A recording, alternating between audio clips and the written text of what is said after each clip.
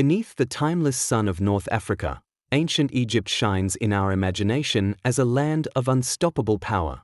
Colossal pharaohs, shimmering temples, and a pantheon of gods make it easy to believe their world was always triumphant. But Egypt's past was far from an uninterrupted golden age.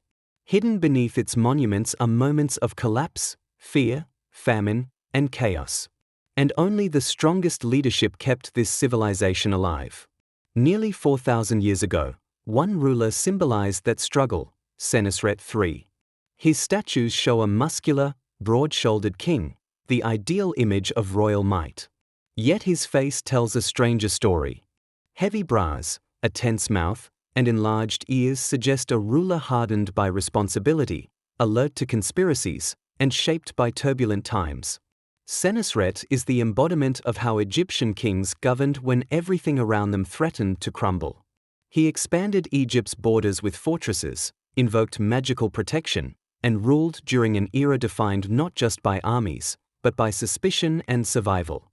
Egypt had reached a moment where fear itself became a political tool. For thousands of years, the Nile blessed Egypt with predictable abundance. The river's annual flood fertilized the land and fed the population.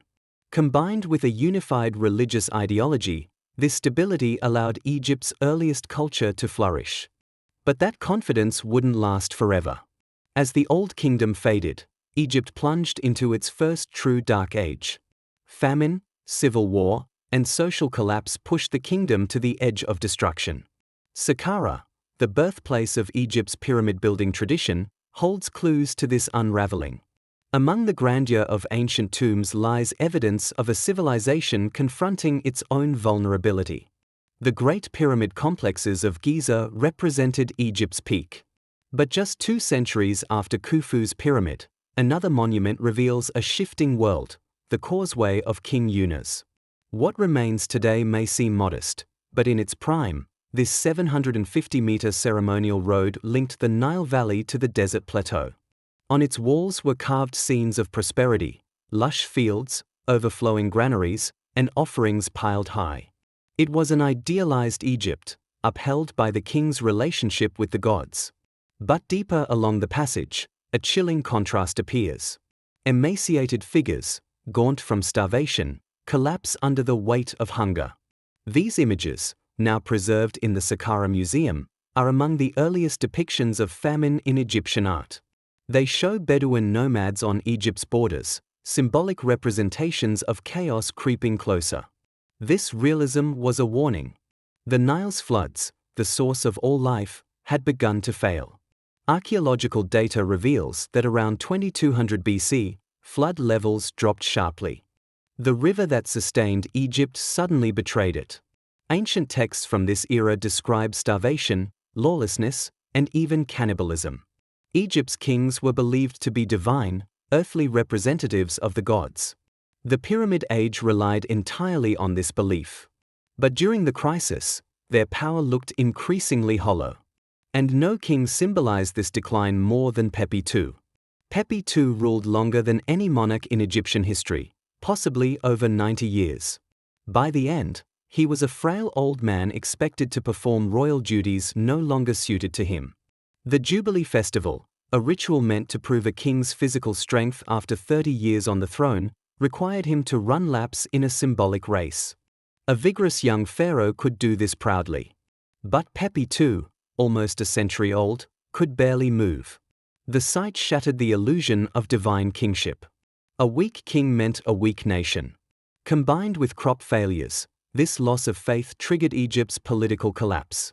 The Old Kingdom dissolved, and the once unified country splintered into regional factions. As the monarchy faded, ordinary Egyptians turned increasingly to magic for protection. Objects from this era reveal a society trying desperately to regain control. Masks painted black for ritual transformation. Clay pots inscribed with curses. Figurines meant to be broken as symbolic attacks on enemies. Even priests and soldiers used these rituals, hoping spells could achieve what kings no longer could. Egypt had entered the age of fear. Without a strong central government, governors, known as nomarchs, stepped into the power vacuum. One of them left us an unusually detailed account of this turbulent time.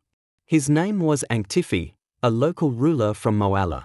His tomb, carved into a cliff far from royal centers, is filled with boasts of his greatness. He describes himself as a hero without equal, a savior of his people during famine, the one who provided food when others starved. But his inscriptions also exaggerate the chaos of the era. Anktifi claims the entire south of Egypt was starving, that every man was eating his children, except in his own province. He depicts himself as a warrior, protector, and nearly godlike figure. Tellingly, he mentions the king only once, and even then, barely. This was a time when local warlords eclipsed the pharaohs entirely. And as these warlords grew stronger, they began fighting each other. Egypt split between two rival powers, one in the north wearing the red crown of Lower Egypt, one in the south at Thebes under the white crown of Upper Egypt. The once united kingdom became a battlefield. At the heart of this war zone lay Egypt's most sacred burial ground, the early royal necropolis at Abydos. These tombs held the mummified bodies of the first kings. But during the conflict, northern forces committed an unthinkable act. They broke into these royal tombs, burned them, and destroyed the mummies. It was a spiritual disaster. Their physical link to the past had been severed. Later Egyptians were horrified, and for centuries afterward, they made pilgrimages to the site, leaving offerings in small clay pots scattered across the desert. These pots still cover the sands today, a broken landscape of grief and atonement. The desecration ignited retaliation from Thebes, home of the southern warlords. The Thebans would rise to avenge the insult and reunify the two lands. Around 2000 BC, Thebes was still a humble settlement. But it had two advantages: control of a strategic bend in the Nile, and devotion to Montu, the fierce god of war. A ruler named Mentuhotep II emerged as the Theban champion. His tomb at Deir el-Bahari shows him embraced by the gods, receiving power and legitimacy. Mentuhotep marched north, defeated his rivals, and reunited the country. To show his triumph, he donned the red crown of Lower Egypt, despite being from the south. Egypt was whole again. But victory came at a heavy price.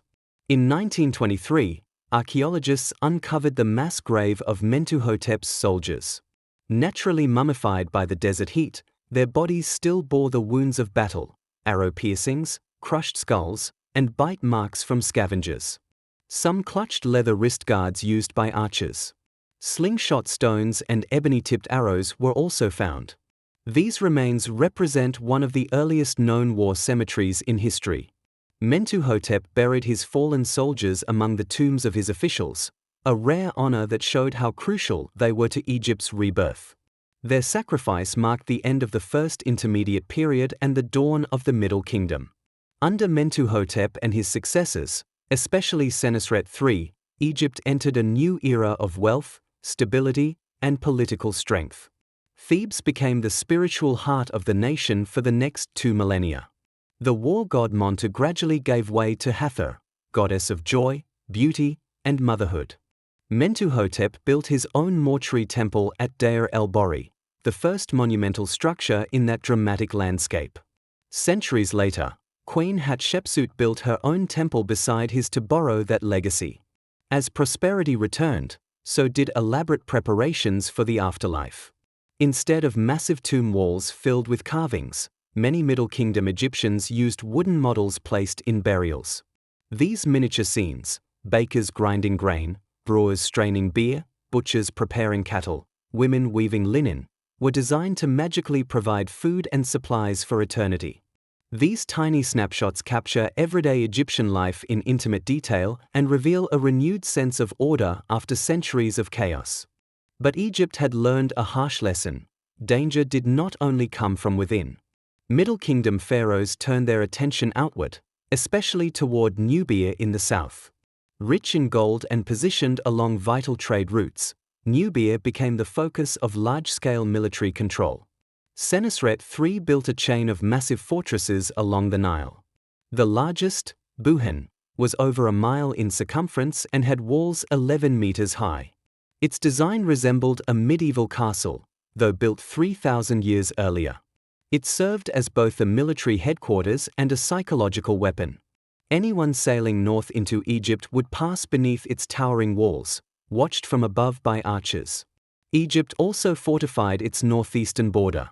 Tomb paintings from this era show caravans of foreigners known as the Amu, traders from the Levant with colorful clothes and distinctive hairstyles. They brought goods like black coal, essential for Egyptian cosmetics, and many settled in the delta. But within a century, these migrants rose to power. A group known as the Hyksos seized control of northern Egypt around 1650 BC. Their rule marked Egypt's second major dark age. They brought innovations: the horse, the chariot, and most importantly, the composite bow. But they also formed alliances with Nubia, trapping native Egyptians between two foreign powers. A surviving royal letter from the Hyksos king Apophis to the Thebans reveals the growing tension. In it, Apophis complains that the sacred hippos in Thebes are too loud and disturb his sleep, a sarcastic insult aimed at the Theban royal family and their protective goddess Taurit. Whether diplomatic blunder or deliberate provocation, it fueled hostilities. The Thebans prepared for war. Using the very weapons introduced by the Hyksos, the Egyptians rebuilt their army.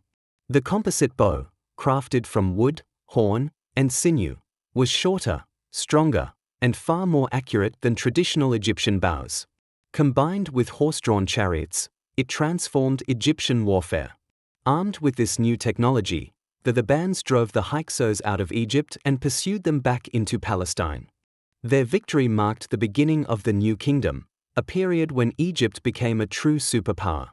At its center rose the cult of Amun, the hidden god, whose great temple at Karnak grew into one of the most powerful religious institutions in the world.